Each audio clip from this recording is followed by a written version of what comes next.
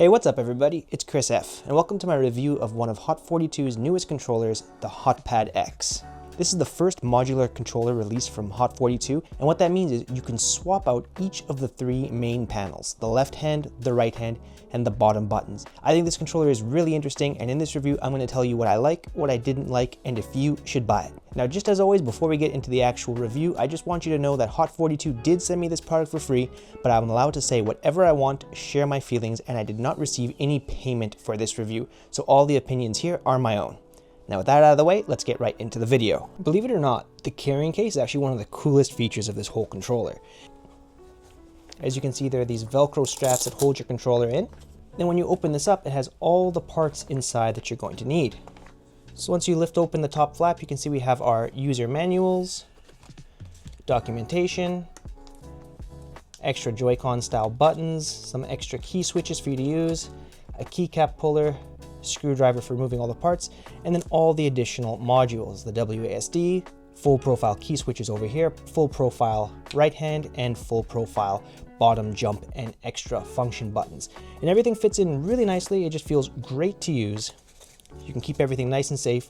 So if you're somebody who likes to keep everything in the same place, this is great. Or if you're traveling to tournaments and you play multiple games and you want to switch on the fly, this is also something really easy to use. And not only is it a cool carrying case, check this out. When you close the box, there's actually an indentation here along the edges, which means the controller itself rests perfectly just inside this indentation. So if you want to have like a higher position for people who play with this controller on their lap, you can just put the box itself on top of your lap and you're gonna get some extra height, and the controller won't move around because this just sits perfectly on top of the box. And I think this is a fantastic idea. Just like all other Hot42 products, this controller will work out of the box on PC, Mac OS, PlayStation 3, PlayStation 4, Nintendo Switch, Raspberry Pi, and Android and Linux. However, if you want to play with this on a PS5 or Xbox, you're going to need an adapter for that, something like the Brook Wingman, the Mayflash, or Hot42's own Booter 5. As for the dimensions and weight, this controller is about 33.7 centimeters across, 21.6 centimeters top to bottom, and with a thickness of 1.85 centimeters. And as you can see, I have this on my desk right now and it fits very nicely on my desk. This controller weighs 1,325 grams, or for my American audience, just under 3 pounds. So it is a bit on the heavier side, but I mean, it kind of needs to be able to support this whole modular system. And that's why this controller is quite a bit heavier than the typical Hot42 products. Now, similar to the M Ultra that I reviewed a little while ago, we have LED lighting that runs across the bottom of the body here. I think this is a really cool feature. If you're into LED lights, you're gonna like this. It looks really sleek, really nice. And this is me recording kind of at about 4:35 p.m. with my window open, and it looks like this. When you turn off the lights, it's a bit stronger, but I do think this LED on the bottom is a little bit on the weaker side. It's just a cool little extra feature, but if you're into really strong, bright LEDs, this might not show up enough for you. Personally, I don't care about LEDs that much. It's nice to have, but it's not an important feature for me, and I think this strikes a good balance between looking cool and not being like annoyingly gamer. Now, one of the key features of this controller is the adjustable angle on the left-hand controller. So if I use the screwdriver that's provided with the kit, I can just loosen these screws here just a little bit. Then if I kind of twist, we can change the angle over here from being pretty much straight on to kind of a little 80-degree-ish angle here. So here it's all the way to the right.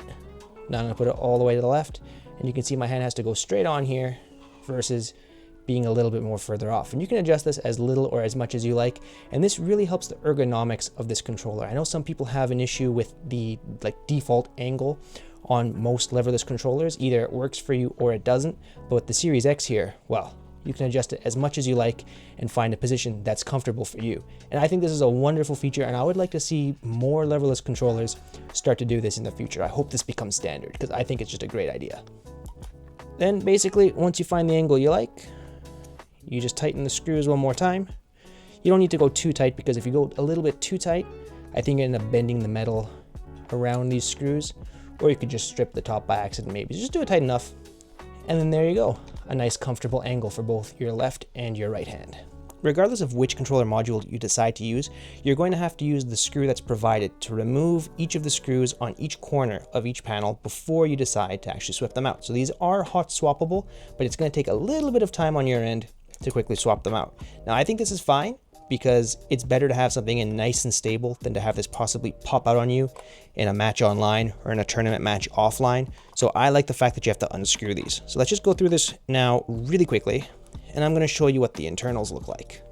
So you can kind of just grab onto the rim of one of the buttons, take a corner, and remove this. And we can see the key switches on the bottom here. We have the stock wind engine key switches that came with the controller there. And this is the nice inside panel. It's really crisp and clean looking. Then if we remove the bottom panel here, very similar design. You got some padding here on the bottom to protect it. You can see the key switches. I replaced the jump key switch with the shadow hunting key switches, which I greatly prefer. I just prefer the low actuation. And let's just try and go ahead and swap in some parts.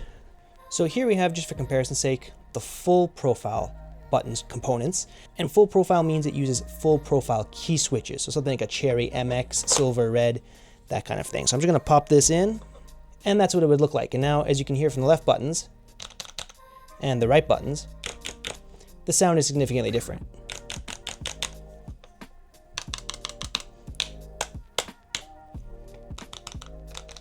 These full profile switches make a bit more noise. Now, if you prefer these full profile feelings, you can swap that out. And if you prefer the typical low profile key switch feeling, you can just put the low profile ones in. It really is up to you, and it all depends on what you prefer using. And if you want to try playing with this controller with non-fighting games on your PC, you can pop this in.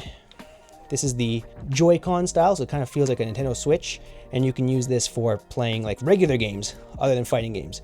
So while testing out this controller, one thing became apparent to me very quickly, and that's how far the jump button is away from the right hand buttons by default. Now with other Hot 42 products, the jump button is somewhere around here, kind of in between this button and this button, so somewhere here. Now I have smaller hands. I really feel like I have to open up my hand quite a bit to get to this jump button. If you use your left hand for jump, I think it's placed really well, but I never use my left thumb for jump. It just is not how I play games. I do it with my right thumb all the time. And for me, this is quite a stretch. And I found myself missing the jump button very often when I was playing either Street Fighter or Tekken or any other fighting game. I would like to see this button kind of go a bit over here. I think it's a little bit too much towards the preference of people who use left hand to jump. So if you're someone who uses your right hand to jump and you do have smaller hands, this might be a really weird placement for you. I'm not saying it's not usable, but it's going to take some time to adjust to. Now this Series X controller did one thing that I think is fantastic, and that's when we look at the back over here. So as you can see, it's all plastic, and this is an anti-slip pad. If you've watched my other Hot 42 product reviews, you know that I've always said that they only have anti-slip pads in each corner, and that I wish the more premium models offered a full anti-slip plastic covering. Well, with this controller, we finally get it. I think this is a great addition. Not only does it look really cool with their logo on the back, it just works really well. Whether I'm playing on jeans, sweatpants, track pants, shorts, or on my desk, I didn't have any slip issues with this whatsoever. So I think this is a great idea, and I love that they put this in here. As I spent more and more time actually using this controller, I started to wonder who this controller is actually made for. And if you're the kind of person who enjoys customization or just trying lots of new products and different key switches, I think this is a great product because it allows you to try many different styles really easily, all on the same controller. I'm not quite sure having the ability to switch between low profile, high profile, or a WASD setup is really that useful for the experienced competitive player. And that's because I think most players tend to pick one style of button that they enjoy and just stick with that. Due to the button spacing, I think this controller is also really good for people with either long fingers or big hands. However, beware, I think people with smaller hands are going to have a bit of a hard time on this controller just because the jump button is so far away.